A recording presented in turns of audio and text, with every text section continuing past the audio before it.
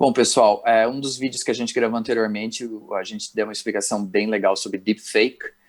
De novo, para quem ainda não viu o vídeo das diferenças do inglês britânico e americano, o Diogo não apareceu no vídeo, de repente apareceu o Mister Bean. E isso foi a gente utilizou o deepfake, que é uma forma de poder fazer essa transformação, poder botar um rosto falso, né, no lugar do Diogo que estava lá fazendo todas as expressões. E quando o Diogo fez a explicação bem legal sobre deepfake, ele falou sobre machine learning, que é o aprendizado de máquina, né? Então, mas por que eu estou usando o learning com ing? Então, eu estou falando a máquina está aprendendo, é isso dessa forma que eu traduzo? Ou o learning é um substantivo mesmo que eu uso o ing? Como é que a gente consegue explicar isso, Diogo? Então, a gente tem que, primeira coisa, tirar da cabeça aquele conceito que a gente traz lá do comecinho, que o ing no verbo é o contínuo, certo? Inclusive eu vejo muita gente Perfeito. falando, primeiro assim, a gente chama o ing, a forma do verbo no ing. Isso é um jeito bem informal de chamar, é para lembrar o que é, mas formalmente não tem nenhuma gramática que fale, forma ing, ou se tem, não é uma gramática muito boa. Até o ing, na verdade, o verbo terminado no ing, ele é chamado do particípio presente do verbo, present participle. Então, isso é o ing no verbo. Ele em si, sozinho, não tem um significado. Mas se eu uso o present participle junto com o verbo to be, eu formo o present continuous, que é o I am studying, she is working, they are playing. Aí sim, se eu tenho o verbo to be, I am, you are, he is, she is, ou mesmo no presente ou no futuro, daí a gente vai ter o future continuous, enfim, mas vamos pensar no present continuous. Então se eu tenho o verbo to be e o verbo no ing, ou o verbo no present participle, aí sim, isso tudo, essa estrutura inteira é o presente contínuo, ok? Mas só o verbo no ing, ele pode ser usado nesse sentido do presente contínuo, para fazer o que seria o equivalente ao nosso ando, endo, fazendo, falando, comendo, levando, enfim. Mas ele também é muito usado no inglês para fazer o substantivo a partir do verbo.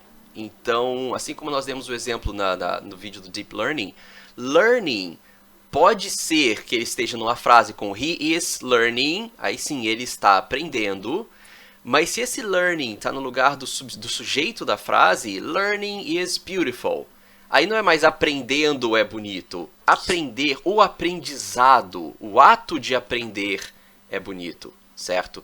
Então toda vez que eu precisar usar um verbo, ou quase todas as vezes que eu precisar usar um verbo, como sujeito ou como objeto do verbo, lembra se eu falo, por exemplo, eu gosto de pizza. A pizza é o objeto do verbo, que eu gosto, quem gosta, gosta de alguma coisa. Eu gosto do quê? Gosto de pizza. Então, pizza é o objeto do verbo. I like pizza.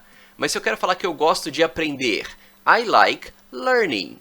Então, eu vou usar Perfeito. o aprendizado. I like studying. Eu gosto de estudar. No caso do like, existe também o like e o infinitivo depois. I like to study. Ele vai ter um sentido um pouquinho diferente. Se eu uso o like e o infinitivo depois, ele tem uma conotação um pouco no sentido de eu prefiro. Então, por exemplo, eu não gosto de dirigir na chuva. Mas se eu tenho que dirigir na chuva, eu gosto de deixar os faróis acesos. Então esse gosto de deixar o farol aceso não é que, nossa, me dá um prazer danado deixar o farol aceso. Diferente de falar, eu gosto de comer pizza. Então, I like eating pizza, porque me dá prazer comer pizza. Agora, em relação ao eu gosto de deixar o farol aceso quando chove, I like to leave the headlights on. Aí sim, I like to keep my headlights on. Aí sim, porque eu prefiro. Então, like to do something, eu prefiro fazer alguma coisa, certo? Quando eu estou em casa, eu gosto de falar inglês. Aí porque me dá prazer falar inglês. I like speaking English. Agora, se eu estou conversando com um alemão e ele fala inglês e alemão, eu gosto de falar inglês. Ou seja, eu prefiro.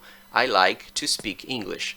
Certo? Então tem essa Perfeito. diferença. Mas voltando, desfoquei aqui. Não, mas Ah, isso adicionou bastante, na verdade. então, na verdade, assim, se eu tenho uma oração começando com o verbo no presente, do particípio presente, que é o ing, eu não vou ler aquilo como fazendo alguma coisa. Então, playing the guitar is very funny. Eu não vou traduzir isso como tocando a guitarra, tocando o violão é muito divertido. Tocar o violão, o ato de tocar o violão, a tocância, tocação, a tocasificação do violão. Gente, tô brincando, tá? Mas o ato de tocar o violão é divertido. Então, playing the guitar is very funny. Learning is beautiful. Esse exemplo eu já dei. Eric, talking to you is a pleasure. Ou seja, o ato de conversar com você é um prazer. Não conversando com você é um prazer, mas sim o conversar, a conversa com você, certo? Então a gente tem que cuidar disso. Nem sempre o ing é o fazendo, levando, rindo. Ele pode ser o ato de fazer alguma coisa. Ainda tem mais um uso do ing, mas esse a gente deixa para outro vídeo, que é para a gente transformar o verbo num substantivo, num adjetivo. Por exemplo, interesting vem do verbo interest, que é interessar. Interesting não é interessando, e nem o ato do interesse, do interessar, o interesse. É o interessante. Daí a gente vai ver a diferença, inclusive, do present participle para o past participle. Eu tenho o interesting, que é o interessante, e o interested, que é o interessado. Mas isso fica para o próximo vídeo.